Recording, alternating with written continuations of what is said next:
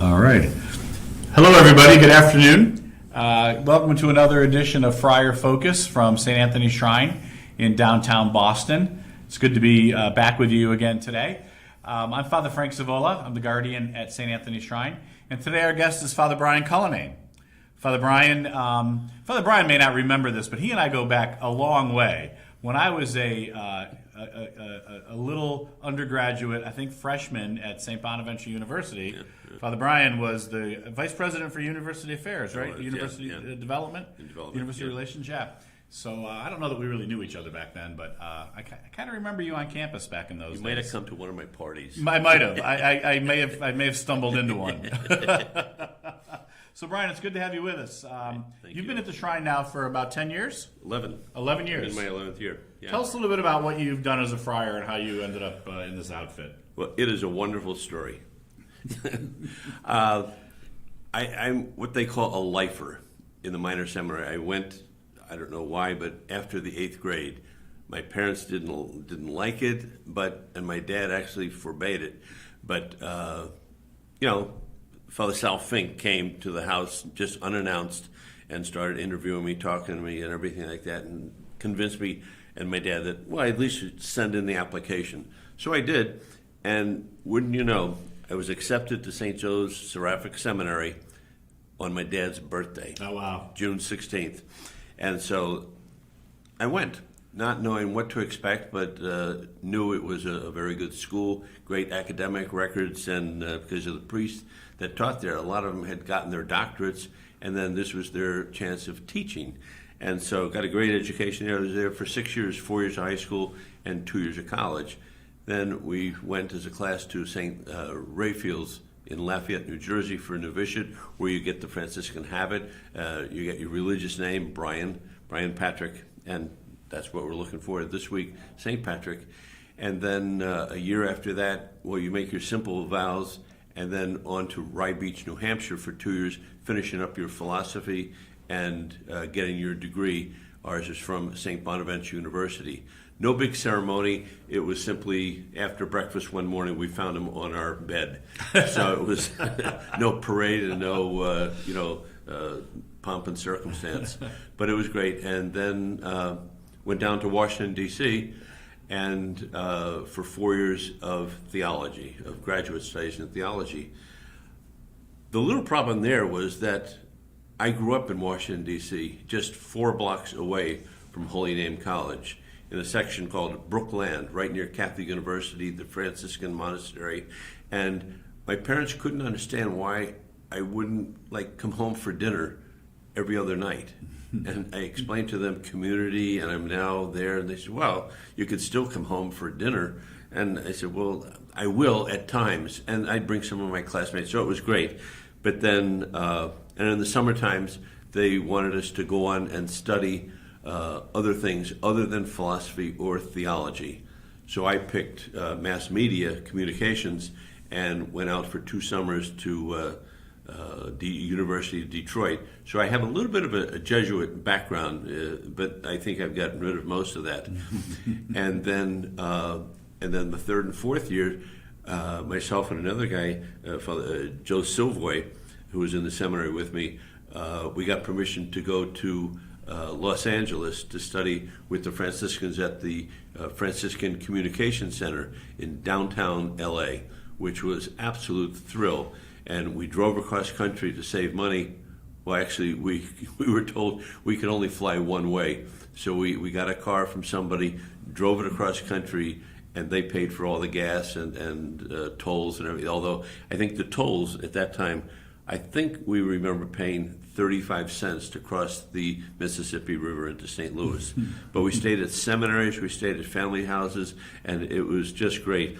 We were the only guys that probably went to summer school climbing at the mountain. The Rocky Mountains? Yeah, the Rocky Mountains, but by Denver. Pikes Peak? Pikes Peak. We had little Volkswagen, climbed up Pikes Peak. We stayed in Las Vegas for 2 nights with friars, not friars, but Viatorians that almost forbade us to leave because they don't get any visitors. So we had dinner there. They took us down to the Strip, showed us around. It was just a great experience. And then, we flew back after the summer, but 2 years there. And while I was there, I was asked to by the man in charge, Father Karl Holtzschneider, if I would go to Studio City to go over the script of a Franciscan in Gunsmoke. And so I went up there, drove up there, and got a parking place, and I get on the elevator. Funny story. I get on the elevator to go up the stair, up to see the John Manley, who was the executive producer, and he shows me the script. But when I get on the elevator, I get up about the third floor, and the doors open. An actor, I hope he was an actor, came on full gear, gun, holster, spurs, chaps, everything. He looks at me in my black suit, and he says, "Are you an actor? Are you the real thing?" So I lied. I was a deacon then. But I said, "Well, I'm the real thing." So we went up to Manley's office. He showed me the script, and I'm going to improve on the script. I had watched a little bit of Gunsmoke the night before, but I wasn't a real fan. But then, went, and what I had to do was be on scene for 2 weeks for every line when, especially the actor, which was Anthony Zerbe, who I became good friends with. I showed him how to say Mass, pronounce some Latin as best I could, and we went through it, and it wasn't a great experience. And then for the whole 2 weeks, it was a double episode. It's usually a half-hour show. This was an hour show, and his twin brother, it was him, but his twin brother, they split the screen. And so, but it was difficult when I got back to Holy Name College in Washington for me to sit with the guys to watch television, because I'd always be, no, the candles are wrong. No, they wouldn't have that. They would turn this around. They said, "Brian, shut up. Just watch the video." But it was great. So in Washington, we studied, and our class, we finished theology in 3.5 years. Some say because we were so smart, but the professors and the men in charge, the friars, said, "We wanted to get your class out of here. You were too much trouble." So whichever you want to believe. But then I had put in that I wanted to go to parish work. And it just seemed, we were in January of 1971, so that's 51 years ago. I can't believe that. Wow. But there was no parishes that needed a friar in January or February. So they asked if I'd go to 31st Street, St. Francis of Assisi Church. And I worked there and loved the work. It was great. It was a downtown shrine. And, started hearing confessions and working with some youth group there, and it was a great year. But come the end of September, they had our chapter where the men are assigned to new places, and they said there was an opening in Wyckoff, and I said, "Where?" I didn't know where Wyckoff was, but it was North Jersey. And so that night, myself and a classmate drove out there just to see what it looked like. I had never been in North Jersey before, so except for Rayfields up in Lafayette. And then October 1st, I went to the parish and was welcomed by Father Sam O'Connor and the pastor. And it was just great. I had a great 4 years there. But then it was time for the pastor to be moved on, and they didn't know who to assign as a pastor there. And thank God it wasn't me. But we had like a team ministry for a couple years, and it didn't work. It didn't work. It was a wrong selection of 4 individuals. So I moved out of there. But the provincial, Father Alban McGuire, said, "Brian, I'll let you go anywhere you want for 1 year. And just let me know by tomorrow where you want to go." So I said, "Oh." So I talked to the guys, and I'm thinking, I don't know where I want to go. There's no other parishes open. What am I going to do? So I said, I'd like to go up to St. Bonaventure University. And he said, "Well, that's a good idea, but it's not a good idea." I said, "I thought you said I could go anywhere." He says, "Okay, I'll let you go for the 1 year, but I think you're going to fall in love with the place, and you won't want to return to parish work." I said, "No, impossible. I want parish work."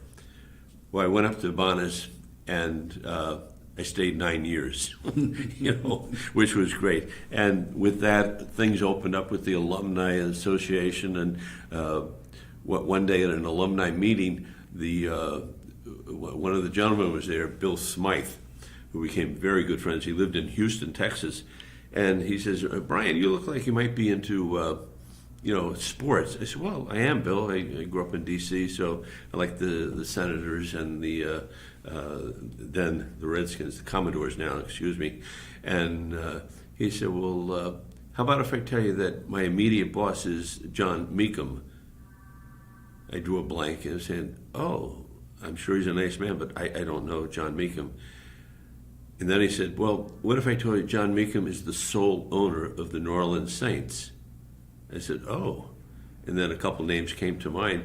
And he said, we have trouble on our away games getting a chaplain to say Mass for the couple of members of the football team that are on the team, and several of the coaches and the staff. And there's usually about 40 to 50 people.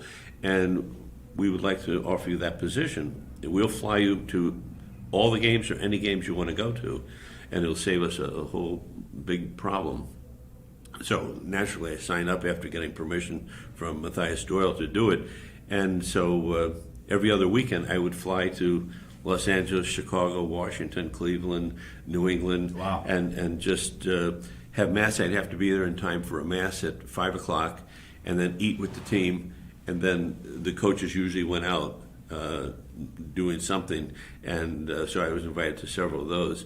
But Bum Phillips, I became good friends with Bum Phillips, the coach, and actually on the sidelines of one of the games, I think it was in Giant Stadium, that I was playing catch, and Archie Manning was the quarterback, and I was playing catch with his sons, Peyton and Eli. They were like 6 and 7 years old. So we became friends in a way. But it was great. But just things through Bonaventure and my work with development up there in public relations, sports information, just opened up a whole areas that besides being up there and working, it was just great. But the Saints in those years were called the Aints. They didn't win a game, and of course I was to blame. So I lived in the dormitories in First Rob, and I lived in Third Rob for a while, and then on First Shea, and just in residence there. But the students, got to know me back and forth. So I'd come back from a game when the Saints were just beaten up badly, and there'd be a mask on my door, from the Aints. It just says, needed, new chaplain, necessary qualification, must know the Our Father by heart. So, but it was great. I'd bring the programs back and different things and all. But I was up at Bonnie's in 9 great years, and we did bring in quite a bit of money for the time, and a lot of things were changing at Bonnie's. And after 9 years, I said, I think I really want to go back to parish work. And then I returned to New Jersey parishes. I worked in Garfield, my first assignment there, and then Elmwood Park.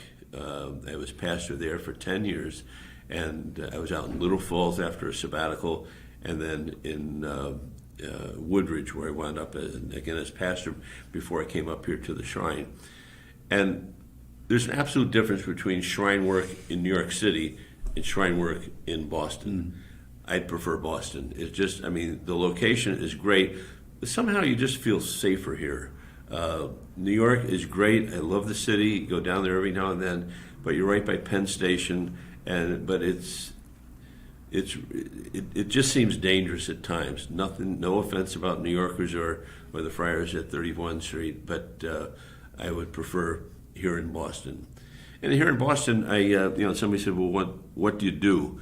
I said, well, I have masses, I have confessions, and probably my most favorite thing in working here at the Shrine is hearing confessions and counseling people. I'm not a spiritual director, but I know enough of that, but yet working with people and just the power of the sacrament of confession for somebody in tears telling you from their heart what went wrong and why.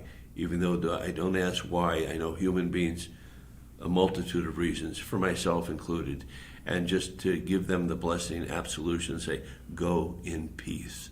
And to see kind of a blanket falling from them, it just, they're so relieved. And so I really enjoy, not that I want you to put me on the list for more and more, but I do really enjoy the sacraments. I also, because of parish work in New Jersey, I'm very familiar with the annulment process. And I think in another Friar Focus down the road, we'll talk about that. But I work with a number of people each year to get an annulment. And I've been very successful with them.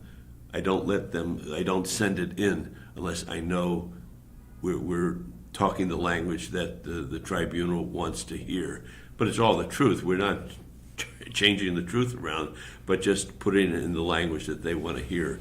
And so I do that. I take care of some of the Mass book, typing it so the friars know who we're saying the Mass is for each and every day.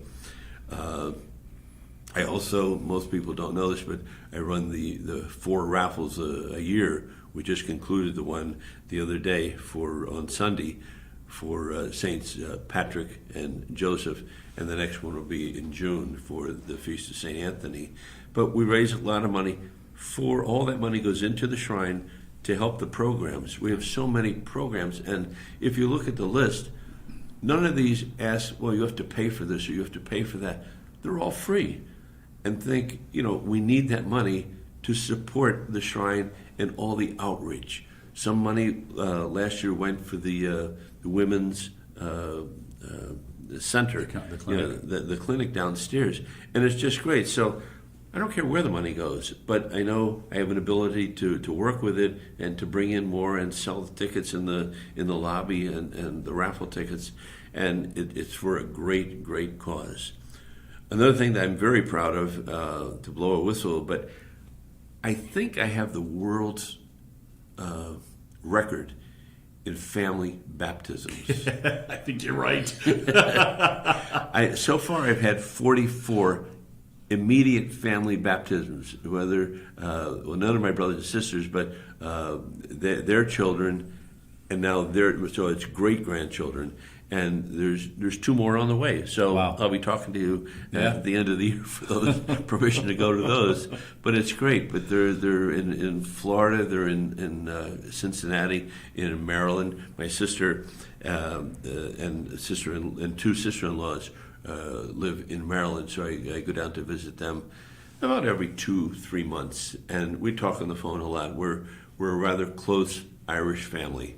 And this is a great week that we celebrate the Feast of St. Patrick.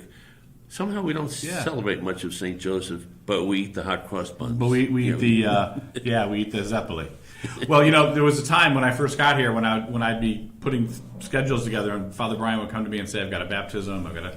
I said, Brian, is there like a conspiracy for the Cullinanes to take over the world or something? Because there's an awful lot of Cullinane children." It is so true. It is so true. I mean, it's great. It really is. And I have nieces and nephews because of me. Who went to Bonnie's. My brother went to Bonnie's before I even worked there. But Bonaventure is such a great university.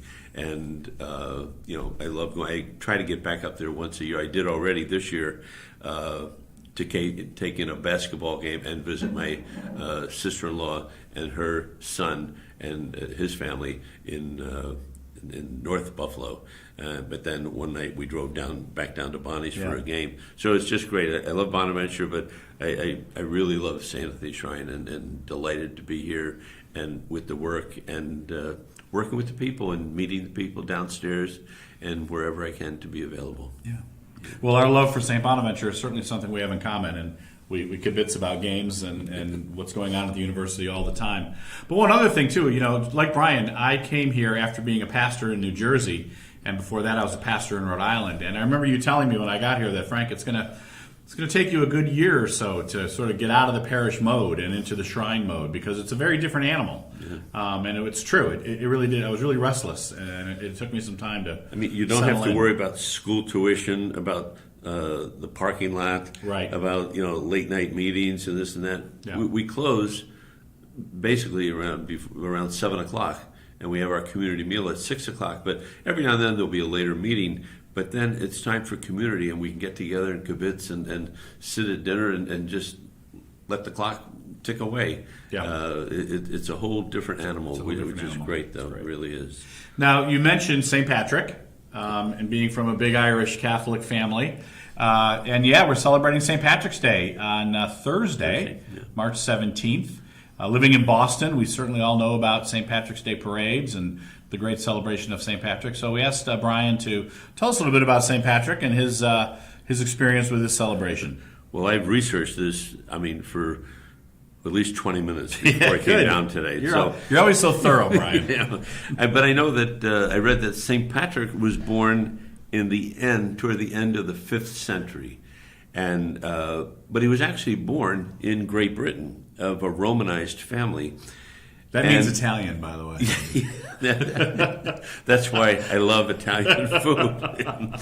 And when he was 16 years old, he was torn by Irish invaders and brought to Ireland from Great Britain as a 16-year-old.